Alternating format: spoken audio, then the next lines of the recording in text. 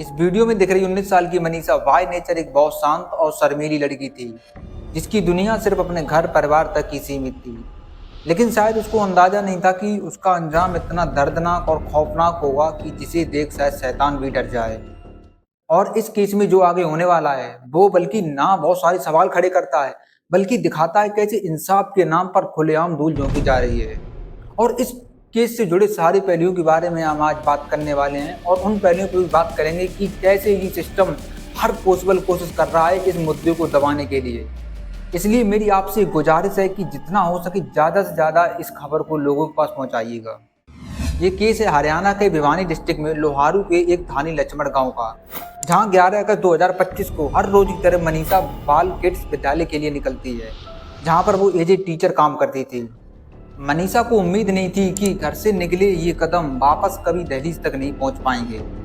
उसी दिन दोपहर 1:58 पर मनीषा स्कूल से निकलकर पास के एक नर्सिंग कॉलेज में एडमिशन फॉर्म लेने के लिए गई थी और इस बारे में उसने अपने पिता को बता रखा था। ये सीसीटीवी फुटेज इकलौता डिजिटल एविडेंस है जिसमें मनीषा आखिरी बार देखी गई। दिन ढलने तक जब मनीषा घर नहीं पहुंची तो घर में मौजूद मनीषा के दादाजी को उसकी चिंता होने लगी। गुजरते वक्त के साथ दादाजी की चिंता बढ़ती ही जा रही थी और इसी चिंता में वो बस के ड्राइवर के पास पहुंचे जिस बस से मनीषा रोज स्कूल जाया करती थी। बस ड्राइवर से दादाजी को बताया कि मनीषा को स्कूल के बाद कॉलेज में एडमिशन फॉर्म लेने जाना था, जिस वजह से थोड़ा लेट हो गया होगा। बस ड्राइवर की ये बात सुनकर दादाजी के मन को थोड़ी शांति तो मिली, लेकिन जब शाम के 4:30 बजे तक मनीषा घर पर नहीं पहुंची तो मनीषा के दादाजी मनीषा के पिता संजय को कॉल करके इन्फॉर्म करते हैं। देर शाम करीब 6:15 पर संजय के पास मनीषा का कॉल आता है, लेकिन 10 सेकंड चली इस कॉल में उधर से उन्हें मनीषा की कोई आवाज नहीं आती और कॉल कट जाती है। 6:26 पे मेरी घंटी बजी, उसका कट गया। फिर मैंने 6:26 मतलब पूरी नहीं हुई थी, कुछ सेकंड बची हुई थी, मैंने उसके साथ अपना फोन उठाया, साथ ही साथ कॉल किया, फोन बंद था उसका। उसके बाद मनीषा का फोन स्विच ऑफ आने लगता है। घर पर कॉल की तो पता चला मनीषा अभी तक घर पर नहीं लौटी थी। दिल में जब किसी अनहोनी का डर बढ़ने लगा तो बिना वक्त गवाए संजय तुरंत लोहारू से बस पकड़कर सिंगनी के आइडियल इंटरनेशनल कॉलेज पहुंचे, जहां से मनीषा नर्सिंग का फॉर्म लेने गई थी।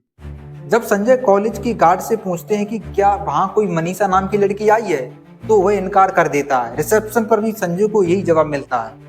लेकिन संजय ने यहाँ पर एक बात नोटिस की, वो ये थी कि वहां रिसेप्शन पर मौजूद तीनों लोगों ने शराब पी रखी थी। संजय ने तुरंत 112 नंबर डायल करके पुलिस को इन्फॉर्म किया और जब दोबारा वह पुलिस वालों के साथ कॉलेज पहुंचे तो कॉलेज स्टाफ ने सीसीटीवी फुटेज दिखाने से मना कर दिया।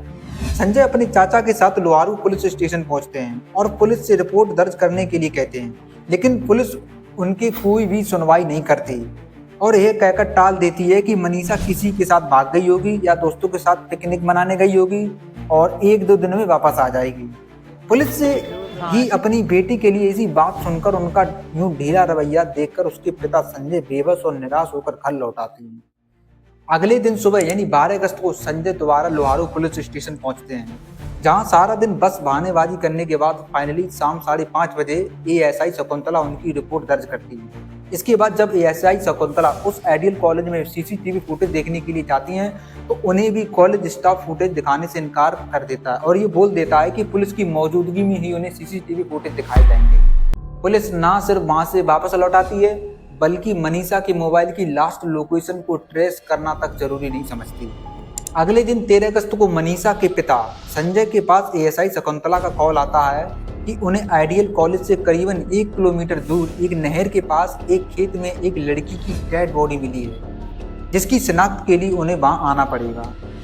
एएसआई की ये बात सुनकर संजय का दिल बैठ गया और वो बिना किसी देरी के बॉडी की शिनाख्त के लिए वहां पहुंच गए। वहां जाकर देखा तो बॉडी देखते ही मानो संजय की पूरी दुनिया उजड़ सी गई थी। उनके सामने उनकी बेटी बेजान हालत में पड़ी हुई थी और बॉडी की कंडीशन ऐसी कि किसी का भी दिल सहम जाए। मनीषा की बॉडी एक खेत में पड़ी हुई थी और उसका चेहरा बुरी तरीके से डिकम्पोज हो चुका था, जैसे उस पर एसिड डाला गया हो। उसकी दोनों आंखें गायब थीं।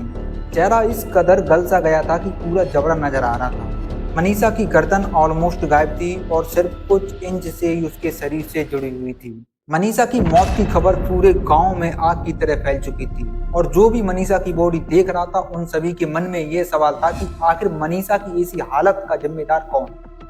कौन है इस हैवानियत को अंजाम दे गया?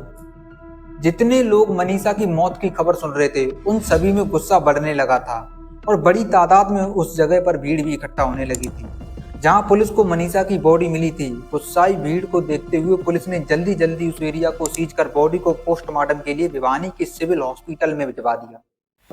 मनीषा के साथ जो हुआ वो हमारे समाज, सिस्टम और देश की न्यूज मीडिया पर सबसे बड़ा सवाल उठाती है। हरियाणा के मुख्यमंत्री नायब सिंह सैनी ने इस खबर को दबाने के लिए भिवानी, चरखी और दादरी में 48 घंटे से ज्यादा मोबाइल, इंटरनेट और एसएमएस जैसी सेवाओं को बंद कर दिया। और ये सेवाएं तब तक शुरू नहीं की गई जब तक सबका अंतिम संस्कार नहीं कर दिया गया। यानी पूरे 9 दिन तक इन सेवाओं को बंद किया गया। 21 अगस्त को जाकर मोबाइल, इंटरनेट और एसएमएस जैसी सेवाओं को शुरू किया गया। और वहीं दूसरी तरफ देश की दलाल मीडिया ने इस मुद्दे को एक बार भी टीवी पर नहीं दिखाया। सोचो, जहां पर हिंदू, मुस्लिम और नेताओं की बयानबाजी को ब्रेकिंग न्यूज बनाया जाता है, वहां देश की एक लड़की को जस्टिस दिलाने की बजाय ये सरकार को अपनी वफादारी प्रूव कर रहे हैं। क्या यही है चौथा स्तंभ जो सिर्फ सरकार की चमचागिरी करेगा? क्या केस सिर्फ हरियाणा का मामला नहीं है, बल्कि ये देश भर की उन सभी लड़कियों का मुद्दा है जिन्हें न्याय चाहिए। और ऐसे में सबसे बड़ी जिम्मेदारी हमारी बनती है कि खबर को उठाने की, शेयर करने की और सच को सामने लाने की, क्योंकि जब देश की मीडिया चुप हो जाए तो जनता को ही आवाज उठानी पड़ती है। और अगर आप चाहते हैं कि मनीषा जैसे केस को दबाया नहीं जाना चाहिए तो इस वीडियो को शेयर करो ताकि मनीषा और मनीषा जैसी लड़कियों को न्याय मिल सके।